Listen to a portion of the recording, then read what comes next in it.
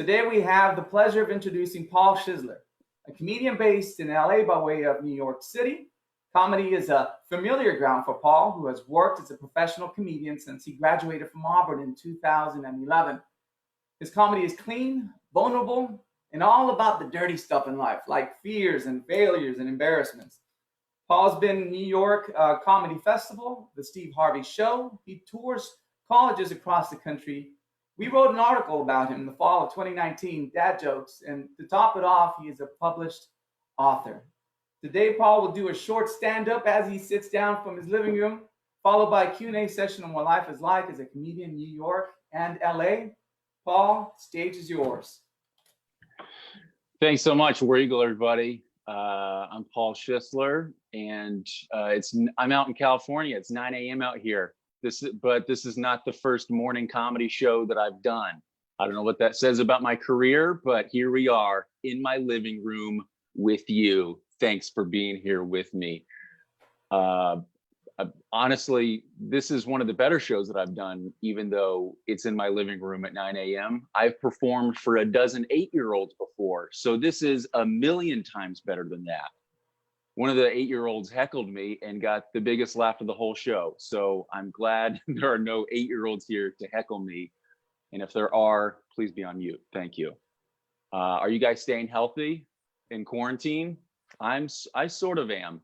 I sort of gave up, but I've gotten really good at watching workout videos while eating pizza. But to be fair, by my like 5th or 6th slice of pizza, I'm sweating just as much as those guys are sweating in the videos. You know, they're like, you can do it, one more. And I'm like, okay. So I'm staying healthy, doing it for my family. I'm a married guy. If you're married out there, stay strong in quarantine. A lot of my single friends are like, Paul, what's it like to be married in quarantine? I'm like, well, let's see, in quarantine, I have to have a good reason to leave the house. If the whole family leaves, it takes us 20 minutes just to get out of the door. And most nights we just watch Netflix the whole time. So it's kind of like just being married in general. That's all it is. Marriage is just the quarantine of relationships. It's easy. You're at home anyways. I've been married 3 years.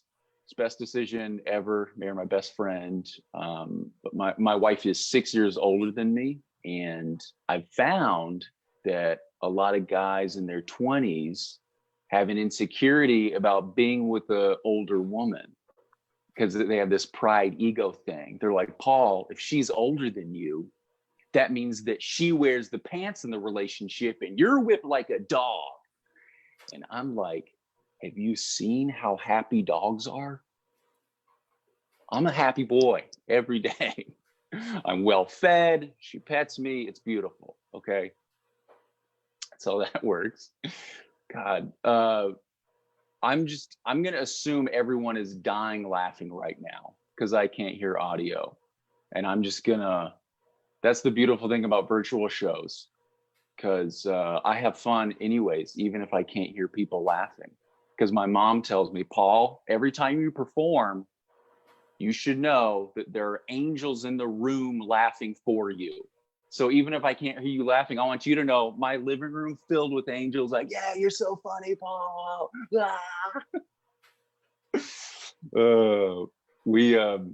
So like in my introduction, Eddie said that we moved from New York City to LA. And my wife and I, we have a 1-year-old son, beautiful guy. He's my second best friend. And we moved from New York City to LA so that I could pursue my dreams. And let me tell you, there's nothing that makes you question your dreams more than moving your family across the country for you. Wow. I have to make it in comedy. Because if I don't, my wife's going to win every single argument for the rest of our lives. I mean, she already wins every argument, but like even more so. But worst case scenario, I keep like telling my wife, like, hey, if I don't make it, we can just move in with your parents. And I like say it jokingly, like, we can just move in with them, right? And she's like, right, okay. And I'm like, right, Okay, sounds good. Great. So I have to make it. And also, I don't want my son to grow up and be like, Dad, why do we live with grandma and grandpa? Because I can't lie to him. So I have to like tell him a different truth. Like, well, son, we live with grandma and grandpa because you're a financial burden, but I still love you anyways. And now get back to doing those dishes, buckaroo. Dad loves you so much. I'll end on this. I'm white, surprise, and my wife is Korean. And so we've been arguing about what our kids will call me. She wants our kids to call me Appa, because that's Korean for father. And I want our kids to call me Daddy, because that's Southern for daddy. I'm not good at arguing. So we've been arguing back and forth, like Appa, Daddy, and I also don't want to confuse our kids where they're calling me Appa. They're like, Appa. And I'm like, no, Appa, no, call me Daddy. I don't want to yell, call me Daddy at my kids. So we've been arguing back and forth. And my wife and I finally reached a compromise together, because marriage is all about compromise and being fair and equal. So together, my wife and I decided that our kids will call me Appa. So there you go. I'm Appa now. She won. Guys, thanks for enjoying the stand-up, sit-down couch comedy set and checking out the inside of my living room. Let's dive into the interview, Eddie. Thank you. I would do a bow. Hey, good stuff, Paul. Thank you, sir. I appreciate that, Appa. I like that name. Thank you for coming on the show. Really, what we wanted to do was give those who are viewing this, our Auburn alumni, our friends, our Auburn friends, an opportunity to see you in action from home, and also get a quick laugh. And now to really learn about you and your Auburn story, the transition from Auburn into this profession that you chose, as well as some of those life lessons, right? From parenthood to the travel that you just described to LA. I'm from LA. So there's a connection right there. But why don't we start with a little bit about the Auburn story? Can you tell us about that?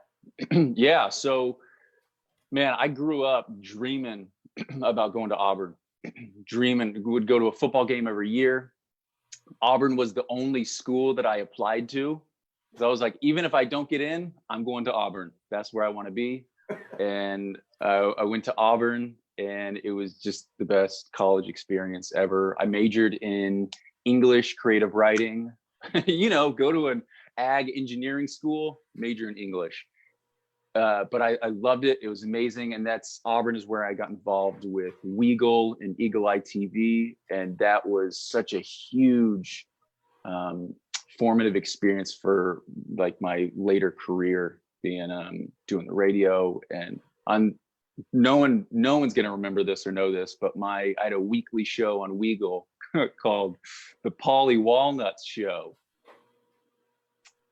Yeah, we had like 2 people listening in, but it was great. It was like this life-opening experience. And then my senior year, I hosted a late night show called The Prowl on Eagle Eye TV. Yeah, The Prowl. That was where it was at. And tell us about Cam Newton in that Prowl. And before you do that, Jenny Carey says, welcome to the show. Thank you. Thank you so much. Glad to be here. Yeah, so about Cam and the Prowl. Yeah, so our biggest episode, we had Cam Newton on. And during that time, Cam was not allowed to do any TV show, radio show, no interviews, nothing. But we reached out, and they were like, okay. So we were the one show he was allowed to come on and do an interview for. And he showed up, and he's tall and huge on TV. He's triple that size in person. I'm 6'4", but I look up to him like he was a dad. And he was just very laid back and quiet and nice. And we're like, looks like you just woke up from a nap. And he's like, I just woke up from a nap. So he was ready for the show, came on, interviewed him. And honestly, most of the interview was just talking about his Cam juice. Y'all remember that? He used to just drink this thing on the sidelines called Cam juice. And it was just Gatorade and Kool-Aid mixed together. Sounds like a good combination. healthy, good combination, a little boost during the game. Yeah, so that was an awesome experience, just hanging out with my close friend Cam Newton. Hey, did that prepare you? So doing those shows, right? That experience really helped develop what you are now doing and able to kind of engage individuals in that sense. Yeah, I think so. Yeah, that was my first exposure to live performance and performing and trying to be funny in front of people. And one of our guests was a comedian, this guy, Steve Brown. And at the end of the episode, he told me, "Hey, you should try stand up." And that comment changed my life. And then I pursued stand up after that. I needed someone to be like, "Hey, you're funny, go and try it." That's awesome. Yeah, Now, it was there's great. a question that has come through on Facebook. Mary says, "Are your parents funny? Is it genetics?" Okay. My dad thinks he's funny. And everyone that meets my dad for the first time, like, "Your dad's so funny." He's just like overflowing with dad jokes. Where if he's not your dad, you're like, "That's a funny guy." And if you are his child, you're like, "Please shut up." So his wittiness and quick sense of humor, I guess I get from him. But my mom says I get my sense of humor from her dad, my grandpa on his side. So That's good. a Look, blend of both sides. Yeah, parents always try to claim those best traits, right? That's awesome. Yeah. Here's a quick question for you. So, a question came from Rebecca. She wants to know your favorite Auburn tradition. And by the way, Eric Dunlap is looking at this show. He's the president of the LA Club. I just want to send a quick shout out because he's out in what's LA up, Eric? as well. Yeah, that's right. What's up? Good to see you. But favorite Auburn tradition?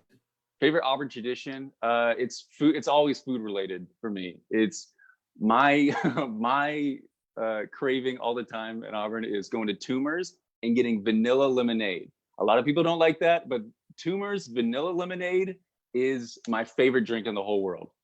So getting Toomer's lemonade and then getting a Mama G's sub. So they're close enough where you can get both. That's my tradition, is food. That does it. That's wonderful. And those are my favorite as well. When I came here 5 years ago, being a newcomer to Auburn, it was one of those two things that they said, you must try this and you must say War Eagle. So there you go. Yeah. Great. You're indoctrinated. Good. I am indoctrinated. Okay, Dave Gamble is watching. He's a fellow Eagle. Nice. And he wants to add you to the alumni affiliate group. Something to think about. Please do. Let's talk about entertainment. So, where have you performed? Favorite venues? Anywhere and everywhere. I mean, I started stand up in New York. Well, I mean, the first time I did stand up was at Auburn's Last Comic Standing. So performed at Auburn, but in New York, all over the place, like Gotham Comedy Club, random bars, nursing homes, anywhere you can imagine. I've performed. Favorite place I've performed? God, it's probably one of the clubs in New York. Gotham's probably my favorite place to perform at. Yeah, I don't have any like big exciting like, oh, I performed on the United Space Station or anything like that.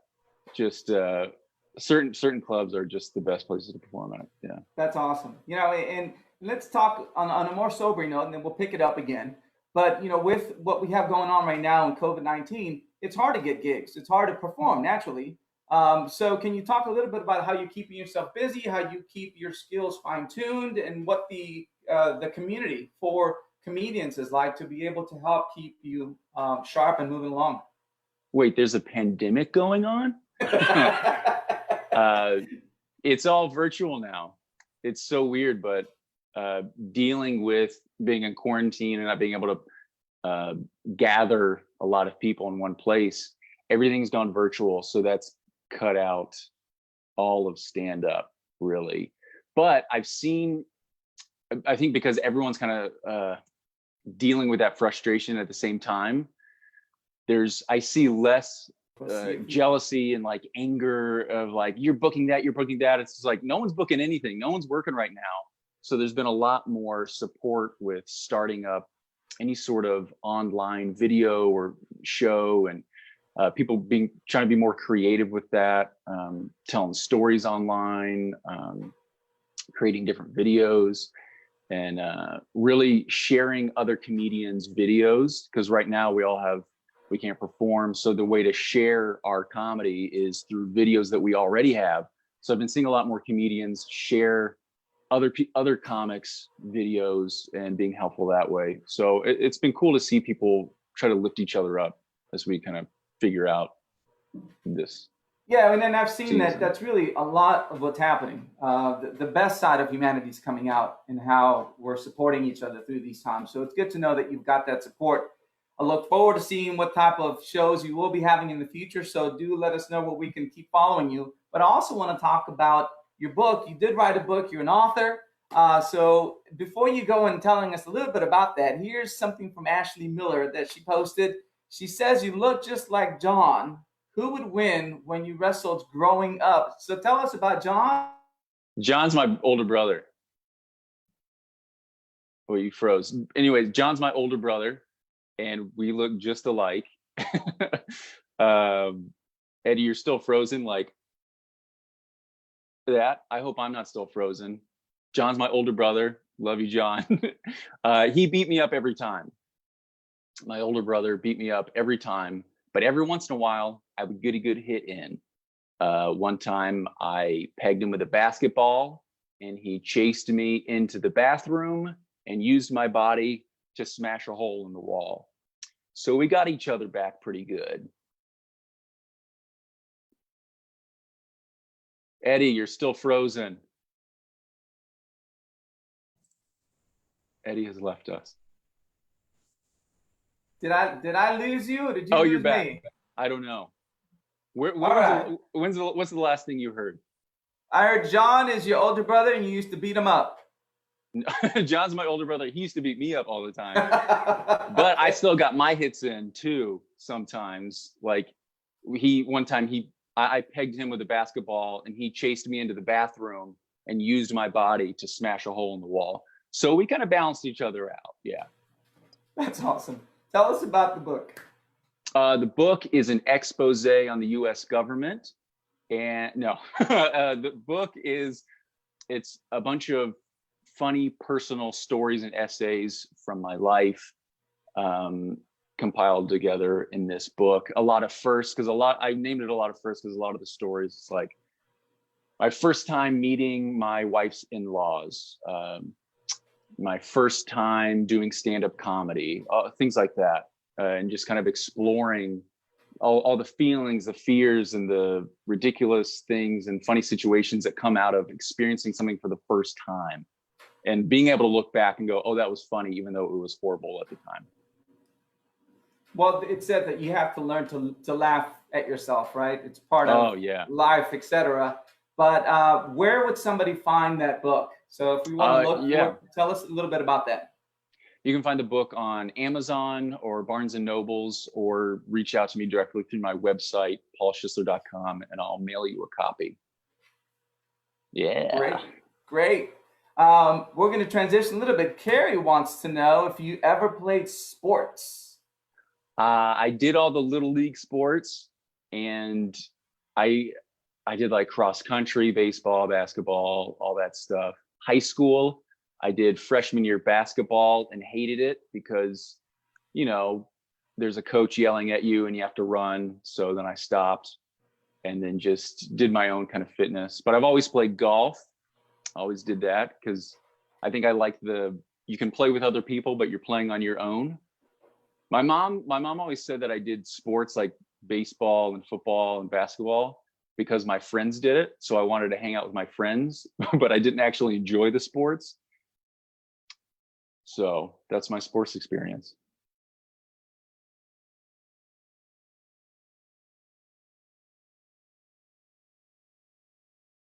One of us froze again.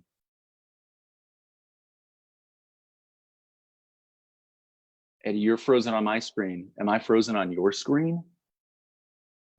Imagine if we did this in live shows where we just, okay.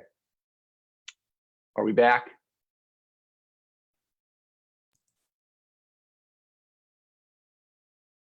You know, I think I don't know if I froze or not, but we were talking about Mr. Paul's quarantine. Mr. Paul's Quarantine. Yes, that's a series that I started inspired by going insane during quarantine. I grew up, like many of us, just looking up to and loving Mr. Rogers. So this is kind of like my love video to Mr. Rogers with my own comedy and sensibilities. It's Mr. Paul's Quarantine. So I come out and I have my own version of the song, and I have a little arts and crafts or something fun for us to do. Like first episode, I made a homemade mask to wear out using just like a dish rag and some rubber bands. And then I end it with a little like encouraging life lesson. And it's a quick little video just to brighten up our days.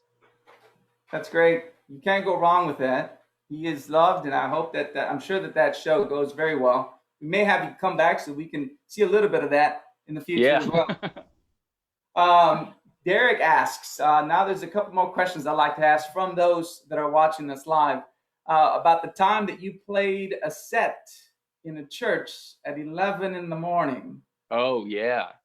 I did a church down in Florida. I did a senior citizen show from 10 a.m. to 12. Way too long. No comedy show should be 2 hours from one person. And 10 a.m. to senior citizens. I love all my senior citizen friends. They're not super energetic during a comedy show, particularly in the morning. So, and it's in a church. So I had to cut out half of all my material's clean, but when you're in a church, you have to cut out like so much of the material. So I did that very long show, and at the end I opened it up for a Q&A, and the only question I got was, can you bring your wife and child on stage so we can see them? And that was the biggest applause break that I got, was them seeing my wife and child. Fair enough. What is your favorite nursing home joke then? Thanks, that's my time. That's my favorite one. And then I get off the stage. That's great. Couple more questions for you. We're down to the last couple of minutes here, but there are individuals who want to know favorite movies. Favorite movies. Oh man, growing up, I worshipped Ace Ventura. Jim Carrey, Ace Ventura, that was the one for me. Yeah. Another one, it's got to be Forrest Gump. It's always a good heart soul movie. And a third one is this movie called My Sassy Girl. I've watched a lot of Korean movies with my wife, and there's this Korean movie called My Sassy Girl, and it's the best rom-com I've ever seen in my life. Big fan of the rom-com. That's great. Thank you so much for joining us. I appreciate you giving us this time. We enjoyed it. You entertained us. Do come back if the opportunity comes back again. We are proud. The Auburn Alumni Association is proud of all of our alumni and their successes, and that includes yours. Join us next week when we get to spend 18 minutes and 56 seconds with Adam Hood, solo artist and songwriter. He will entertain us. Trust me. That's Thursday, May 21st at 11:30. Please stay safe and War Eagle. War Eagle.